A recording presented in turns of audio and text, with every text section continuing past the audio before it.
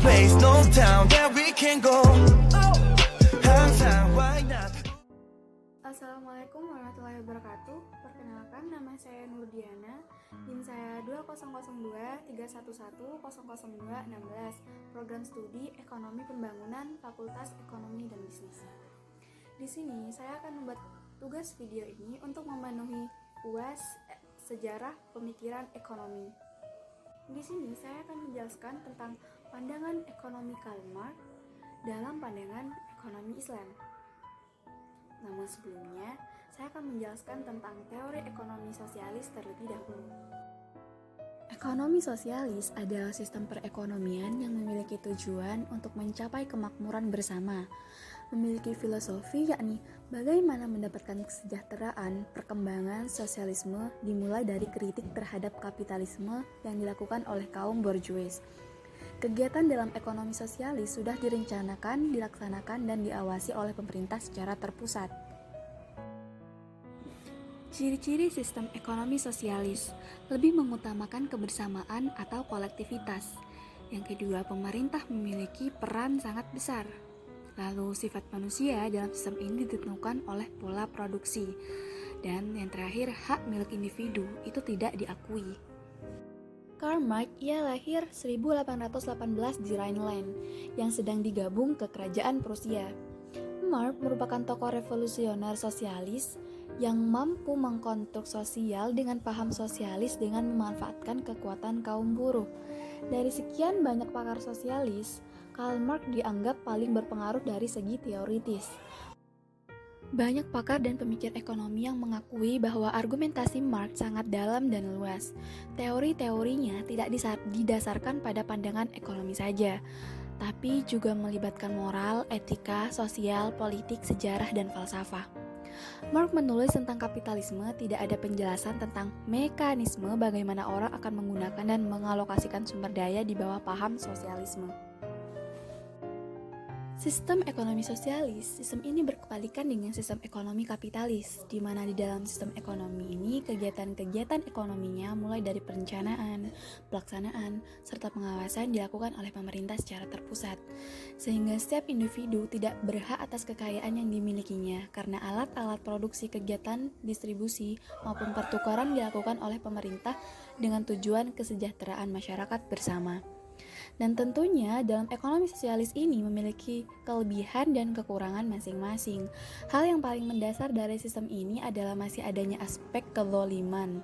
Pada sistem ekonomi kapitalis, masyarakat kecil selaku buruh mendapatkan perlakuan semena-mena dari pemilik modal, terutama kebijakan upah dan lain sebagainya. Sedangkan pada sistem ekonomi sosialis, hak-hak individu yang seharusnya dapat ia miliki tidak diperbolehkan oleh pemerintah. Dengan adanya ekonomi Islam, diharapkan dapat menjadi solusi dari permasalahan yang ada sebagai sistem ekonomi jalan tengah, sehingga harapan terwujudnya sistem ekonomi yang berkeadilan menuju kemakmuran dan pemerataan, baldatun thayyibatun wa rabbun ghafur, dapat tercipta. Dalam hal ini, yaitu konsep sistem ekonomi Islam sebagai jalan tengah yang berdiri di antara sistem ekonomi kapitalis dan sistem ekonomi sosialis, dengan melihat kebaikan dan kelemahan dari masing-masing sistem tersebut. Kemudian, kebaikan-kebaikan kedua sistem ekonomi tersebut dipadukan dan digunakan sebagai konsep ekonomi Islam selama kebaikan tersebut sejalan pula dengan ketentuan-ketentuan syariat Islam, serta mencari tantangan yang menjadi hambatan dari ekonomi Islam itu sendiri. Pokok ajarannya Marx adalah bercabang pada dua unsur, yaitu tentang falsafah dan ekonomi. Tetapi di sini saya akan menjelaskan tentang pemikiran Marx dari segi ekonomi, yaitu teori nilai lebih, Miwade teori, teori pemusatan, konsentrasi teori, teori penumpukan, akumulatif teori, teori menjadi miskin, farming teori, dan yang terakhir teori krisis. Selanjutnya saya akan menjelaskan perbedaan sistem ekonomi sosialis dan ekonomi Islam. Yang pertama yaitu dalam sosialis sumber kekayaan itu sangat langka atau scarcity of resources, sedangkan di dalam Islam sumber kekayaan alam semesta itu bersumber dari Allah Subhanahu wa taala. Yang kedua, di dalam sosialis sumber kekayaan didapat dari pemberdayaan tenaga kerja atau buruh, sedangkan di dalam Islam sumber kekayaan yang dimiliki merupakan titipan dari Allah Subhanahu wa taala. Yang ketiga, dalam sosialis, tujuan gaya hidup perorangan itu untuk menghasilkan kesetaraan penghasilan di antara kaum buruh. Sedangkan dalam Islam, itu tujuan gaya hidup perorangan untuk mencapai kemakmuran atau sukses al-falah di dunia dan akhirat. Dari beberapa uraian yang telah saya jelaskan, dapat disimpulkan bahwa sistem ekonomi sosialis selama ini tidak mampu mewujudkan kesejahteraan dan keadilan, baik untuk individu sebagai bagian dari negara maupun masyarakat pada umumnya atau kaum buruh.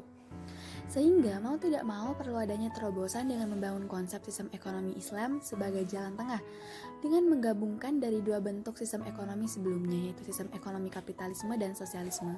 Usaha penyatuan ini dilakukan untuk mengambil sisi yang positif dan dinamis dari keduanya.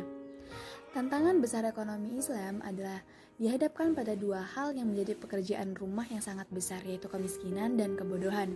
Membangun konsep sistem ekonomi Islam tidak dapat dipisahkan antara politik dan ekonomi. Keduanya harus saling bersinergi agar terwujud sistem ekonomi yang berkeadilan menuju kesejahteraan masyarakat. Cukup sekian penjelasan dari saya. Wassalamualaikum warahmatullahi wabarakatuh. No place, no town that we can go. 항상 why not 부딪혀봐